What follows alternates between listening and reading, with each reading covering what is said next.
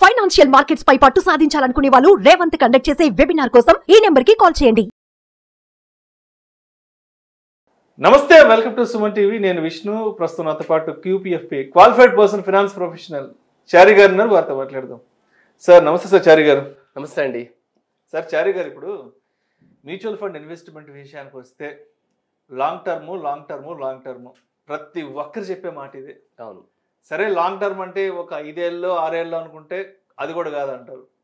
కనీసం ఓ 15 ఏళ్ళు, ఓ 20 ఏళ్ళు, ఓ 30 ఏళ్ళు, ఓ 40 ఏళ్ళు. అంటే ఇంత పెద్ద లాంగ్ టెన్యూర్ గురించి మాట్లాడుకుంటున్నప్పుడు అందరు ఏమంటారంటే కింద కామెంట్స్ కింద అసలు అప్పటిదాకా ఎవరు బతుకుంటారు, నువ్వు బతుకుంటావా, ఆయన బతుకుంటారని అడుగుతుంటారు. సరే, బతుకుండకపోవడం అనేది మన చేతుల్లో లేదు. అదంతా భగవంతుడి యొక్క లీల. కాబట్టి మనం ఏం చేయాలంటే, సరే ఇన్వెస్ట్మెంట్ చేస్తున్నాం కాబట్టి, ఒక 20-30 ఏళ్ళు ఇన్వెస్ట్ చేస్తున్నాం కాబట్టి లాంగ్ టర్మ్లోనే రిటర్న్స్ వస్తాయంటున్నారు. కాబట్టి అంటే నిజంగా అసలు ఎంత రిటర్న్స్ ఎక్స్పెక్ట్ చేయొచ్చు అంటారు? ఈ లాంగ్ టర్మ్ అనేది ఈ మ్యూచువల్ ఫండ్ ఇన్వెస్ట్మెంట్స్లో ఎలా పని చేస్తుంది అసలు? ఓకే, కరెక్ట్ అండి. అంటే మీరు అనేది ఏంటంటే లాంగ్ టర్మ్లో అసలు రిటర్న్స్ వర్కౌట్ అవుతాయా, లాంగ్ టర్మ్లో ఇన్వెస్ట్ చేస్తే బాగుంటుందా లేదా అనుకుంటున్నారు. ఒక ఫండ్ 95లో స్టార్ట్ అయిన ఒక ఫండ్, మనకి చాలా ఫండ్స్ ఉన్నాయి. అట్లాగా 10 లక్షల రూపాయలు అక్కడ కనుక ఎవరైనా లంసం ఇన్వెస్ట్ చేస్తే ఇవాళ టుడే దాని వాల్యూ 38,99,00,000 అయిందండి. 38,99,00,000 అంటే ఆల్మోస్ట్ 39 కోట్లు. సార్ మీరు నిజమే చెప్తున్నారు కదా? మీరు నిజమే కదా? మీరు చూడండి, ఫేక్ అయితే ఏం కాదు. 10 రూపీస్ ఎన్ఏవితో స్టార్ట్ అయింది, ఇవాళ 3,899 ఉందండి ఎన్ఏవి. అది ఓకే. ఒక 10 లక్షలు అక్కడ ఇన్వెస్ట్ చేస్తే మనకు 1,00,000 యూనిట్స్ వచ్చేవి. 1,00,000 యూనిట్స్ ఇంటూ 3,899. మీరు ఒకసారి చూడండి, ఆల్మోస్ట్ ఒక 29-30 ఏళ్ల క్రితం దగ్గరగా. ఎగ్జాక్ట్లీ 29 ఇయర్స్ క్రితం. ఓకే, సో మనకి ఇక్కడ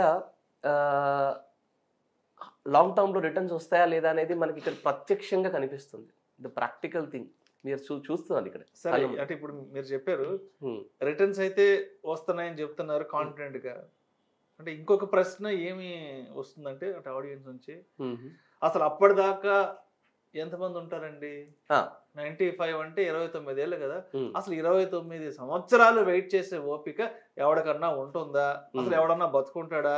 ఈ మధ్యలో చాలా మంది ఎగిరిపోయి ఉంటారు కదా అన్న ప్రశ్న కూడా ఈ వీడియో చూస్తున్న ప్రతి ఒక్కరికి రైజ్ అవుతుంది.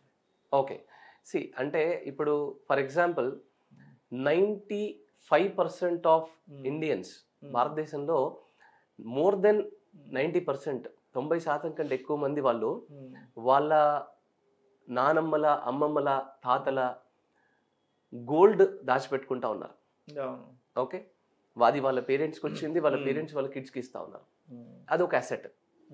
అలాగే భూములు కూడా వాళ్ళ తాతల, వాళ్ళ అమ్మమ్మల, నానమ్మల, తాతల ఆస్తి ఉంటాయి కదా, 100 ఏళ్ళ నుంచి 150 ఏళ్ళ నుంచి కొనసాగుతూ వస్తుంటాయి స్థిరాస్తులు.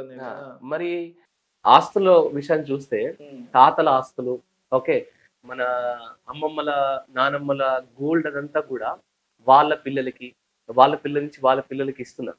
అంటే హండ్రెడ్స్ ఆఫ్ ఇయర్స్ నుంచి ఆస్తులు ఎట్లాగా కాపాడుతున్నారు. అదే తాతల భూములు, వాళ్ళ అమ్మమ్మల, నానమ్మల భూములు, తాతల భూములు, ఇవన్నీ కూడా ఇస్తున్నారు అసెట్స్ గా. సో అక్కడ మనకు ప్రాబ్లం లేదు. ఇవాళ చూడండి మీరు, కోర్టులలో ఉన్న చాలా కేసులు ఈ ఆస్తులకు సంబంధించిన కేసులే ఉంటాయి. 90% కేసులు ఇవే ఉంటాయి. అయితే ఈ ఆస్తులనేమో ఇన్ని రోజుల నుంచి కాపాడుతున్నారు. మ్యూచువల్ ఫండ్కి వచ్చేసరికి క్వశ్చన్స్ వస్తాయండి. మనకి ఏమవుతుందంటే, ఇన్ని లాస్ట్ 100 years లో ఈ ఆస్తులను ఎట్లాగైతే వాళ్ళు కాపాడుతున్నారో ఈ ఆస్తిని కూడా అలాగే లాంగ్ టర్మ్ ఆస్తి లాగా చూడాలండి.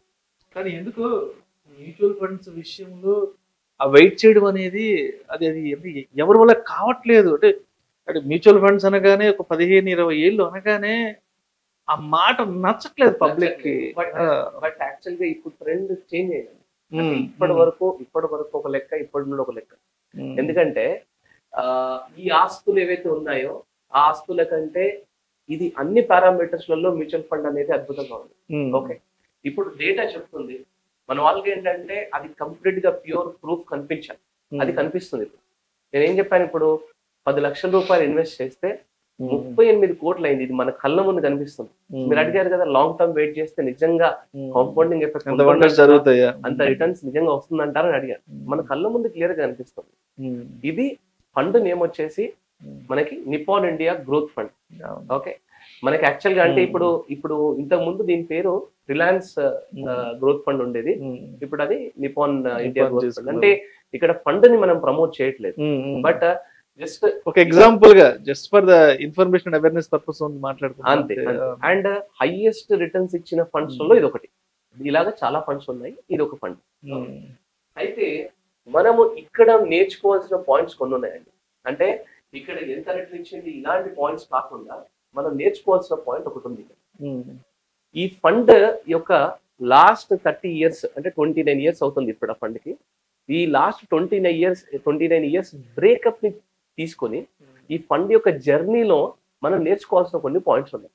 ఫస్ట్ పాయింట్ ఏంటంటే 95 నుండి 2000 వరకు అంటే ఫస్ట్ 5 years లో 10 లక్షలు ఇన్వెస్ట్ చేసిన వాళ్ళ వాల్యూ 24 లక్షలు అయిందండి, 24 lakhs అయింది. తర్వాత ఇంకొక 5 years 95 నుండి 2005 వరకు. ఓకే, 2005 వచ్చేసరికి ఎంత అయింది? 1,74 lakhs అయింది 10 years లో. అండ్ అదే 2010 వచ్చేసరికి ఓకే 15 years టైం 5,18 lakhs అయింది. అండ్ అగైన్ 2015 వచ్చేసరికి 7.83 crore అయింది 20 years లో. అండ్ 25 years లో 11.58 crore అయిందండి 25 years లో. లాస్ట్ 4 years లో 11.58 crore కాస్త 38 crore. ఈ జర్నీ బ్రేకప్స్ చాలా ఇంట్రెస్టింగ్ గా ఉంటుంది, చాలా ఇంపార్టెంట్ పాయింట్ ఇక్కడ. కానీ అంటే ఎందుకు నమ్మట్లేదు ఈ క్యాలిక్యులేషన్స్ అన్ని, ఎందుకు నమ్మట్లేదు? ఇవి నిజం కావేమో, ఇవన్నీ తప్పుడు లెక్కలేమో, ఇవన్నీ ఫేక్ ఏమో అంటూ కూడా రకరకాల కామెంట్స్ పోస్ట్ చేస్తుంటారు కదా. అంటే నిజంగా మ్యూచువల్ ఫండ్స్ అనేది ఎలా చేసిందంటే నమ్మడానికి కూడా నిజంగా నమ్మకం లేకుండా అంత అద్భుతమైన రిటర్న్స్ ఇచ్చింది. అంటే ఇక్కడ ఎలా ఉంటుందంటే చారి గారు, ఒక రియల్ ఎస్టేట్ ఇన్వెస్ట్మెంట్ ని నమ్ముతారు. రియల్ ఎస్టేట్ ఇన్వెస్ట్మెంట్ అంటేనే అదొక పెద్ద గోల్మాల్. అసలు ఈ డబుల్ రిజిస్ట్రేషన్స్, కోర్ట్ ఇష్యూ అలాంటి దాన్ని ఇష్టపడతారు, దాన్ని లవ్ చేస్తారు ఆ ఇన్వెస్ట్మెంట్. స్టాక్స్ గురించి, ఈక్విటీ గురించి ఇష్టపడతారు. దాంట్లో ఎంత వెల్టాలిటీ ఉంటుందో, ఏదైనా ఇన్వెస్ట్మెంట్ తారుమారైతే ఎంత ఫ్లక్చువేషన్ ఎంత అవుతుందో దాన్ని ఇష్టపడతారు. అవునండి. బట్ ఎంఎఫ్ వచ్చేటప్పటికి ఇక్కడ ఏం చెప్పినా కూడా నమ్మట్లేదు. ఎంఎఫ్ విషయానికి వస్తే ఇదేదో ఒక గాల్లో మాటలు, గాల్లో దీపము, ఇవన్నీ తప్పుడు లెక్కలు, తప్పుడు మాటలు అంటూ కూడా కామెంట్స్ పోస్ట్ చేస్తూనే ఉంటారు కదా. మీరు అన్నట్టు ఒక చిన్న కన్ఫ్యూజన్ అయితే ఉందండి. మనకి నమ్మకం రావడానికి చాలా టైం పడుతుంది. అంటే first of all mutual funds తప్పుదోవలో వెళ్ళడానికి రీజన్ ఏంటంటే స్టాక్స్, మ్యూచువల్ ఫండ్ ఒకటే అనుకుని చాలా మంది ప్రమోట్ చేసుకుంటూ వచ్చారు. అలాగే ఇన్వెస్టర్స్ కూడా మైండ్ లో పడిపోయి ఓకే ఒకటి. రెండోది, ఇంతకుముందు మ్యూచువల్ ఫండ్ రికమెండ్ చేసేటప్పుడు కింద underline mutual funds are subject to market risk, ఇలాంటి లైన్ ఉంది. ఇప్పుడు ఏంటండి, మ్యూచువల్ ఫండ్స్ సహిహే అని చెప్పేసి సచిన్ టెండూల్కర్, ధోని లాంటి వాళ్ళు వచ్చి ప్రమోట్ చేస్తా ఉన్నారు. సో కాన్ఫిడెన్స్ అనేది స్లోగా స్టార్ట్ అయింది. ప్లస్ మ్యూచువల్ ఫండ్స్ అంటే స్టాక్స్ కాదు, మ్యూచువల్ ఫండ్స్ అంటే సపరేట్ ఎంటిటీ. ఇవి అన్ని బిజినెస్ లో మన మనీ డైవర్సిఫై అవుతుంది. దీంట్లో డెట్ ఫండ్స్ కూడా ఉంటాయి, దీంట్లో బ్యాలెన్స్ ఫండ్స్ కూడా ఉంటాయి, రిస్క్ లేని ఫండ్స్ కూడా ఉంటాయి. లాంగ్ టర్మ్ వెయిట్ చేస్తే ఆ రిస్క్ కూడా తగ్గిపోతుంది అనే స్లో అవేర్నెస్ అనేది ఇప్పుడు స్టార్ట్ అయిందండి. మీరు చూడండి, నేను చెప్తున్నా చూడండి, నెక్స్ట్ 10 years లో గోల్డ్, ల్యాండ్ ఇన్వెస్టర్స్ చాలా తగ్గిపోతారు. ఎందుకంటే ఇండియన్స్ కి నమ్మకం రావడానికి మాత్రమే టైం పడుతుంది. నమ్మకం ఒకసారి వచ్చిన తర్వాత ఇంకా ఆగేది లేదు. మీరు చూడండి, ఆల్రెడీ వస్తున్న ఫ్లో మామూలుగా రావట్లేదు. ఇండియాలో మ్యూచువల్ ఫండ్స్ త్రూ వస్తున్న ఫండ్స్ చూసి ఫారెన్ ఇన్వెస్టర్స్ కూడా ఆశ్చర్యపోతున్నారు. ఇంతకు ముందు ఫారెన్ ఇన్వెస్టర్స్ కనుక డబ్బులు తీసేస్తే ఇండియన్ మార్కెట్స్ ఒకటేసారి ఇట్లా కుప్పకూలేదు. కానీ ఇప్పుడు అలాంటి లేదండి. రీటైల్ ఇన్వెస్టర్స్ వల్ల మార్కెట్ ఏమి ఎఫెక్ట్ అవ్వట్లేదు, అది అలా కంటిన్యూ అవుతుంది. సో ప్రాబ్లం లేదండి. అంటే వాళ్ళకి నమ్మకం వచ్చే వరకే ఈ టైము. ఇలాంటి క్వశ్చన్స్ అన్ని, ఇలాంటి కామెంట్స్ అన్ని కేవలం నమ్మకం లేని వాళ్ళు, ఇంకా దాని గురించి అవేర్నెస్ లేని వాళ్ళు, ఎడ్యుకేషన్ లేని వాళ్ళు అంటారు తప్ప అదర్వైజ్ ఇది డెఫినెట్ గా మంచి ప్రోడక్టే. అండ్ మీరు నెక్స్ట్ రానున్న 10-15 years లో మీరు క్లియర్ గా గమనిస్తారు. అంటే మైగ్రేషన్ కంప్లీట్ గా గోల్డ్, రియల్ ఎస్టేట్ నుంచి మైగ్రేషన్ అవుతుంది. సో ఇక్కడ కాంపౌండింగ్ అనే ఫార్ములాని పట్టుకోవాలండి. నేను చెప్పిన ఈ ఫండ్ నుంచి మనం నేర్చుకోవాల్సిన పాయింట్ ఏంటంటే కాంపౌండింగ్ ఫార్ములా చూడాలి. ఏమవుతుంది అంటే కాంపౌండింగ్ ఫార్ములా ఏంటి? R divided by 100 to the power of T, అంటే returns divided by 100 to the power of 10 years. మనం ఏం చేస్తున్నామంటే రిటర్న్స్ వెనకాల పరిగెడుతున్నాం ప్రతిసారి. అది 10% ఇచ్చిందా, 20% ఇచ్చిందా, 30% రిటర్న్ ఇచ్చిందా అని రిటర్న్స్ వెనకాల పరిగెట్టడం స్టార్ట్ చేస్తాం. కానీ పరిగెట్టాల్సింది 10 years వెనకాల. లాంగ్ టర్మ్ అని ఎందుకు అంటున్నామంటే కాంపౌండింగ్ ఫార్ములా అనేది 10 years తోటే మనకి కాంపౌండింగ్ ఫార్ములా పెరుగుతుంది. ఎంత ఇప్పుడు చూసారు కదా, 25 సంవత్సరాలు ఇన్వెస్ట్ చేసింది ఒక సైడ్ అయిపోయింది, కేవలం లాస్ట్ 5 years 4 years లో వచ్చిన రిటర్న్ ఒక సైడ్ అయిపోయింది. సో లాస్ట్ 4 years 5 years లో వచ్చిన రిటర్న్ ఏదైతే ఉందో ఆ 24-25 years వచ్చిన రిటర్న్ ని మొత్తం కలుపుకొని ఇచ్చిన కాంపౌండింగ్ రిటర్న్ అన్నమాట. సో మ్యూచువల్ ఫండ్ అనేది బాగా లాంగ్ టర్మ్ ఉంటే ఉన్న అన్ని అసెట్ క్లాస్ కంటే కూడా అద్భుతమైన రిటర్న్ ఇచ్చే కెపాసిటీ ఉందండి.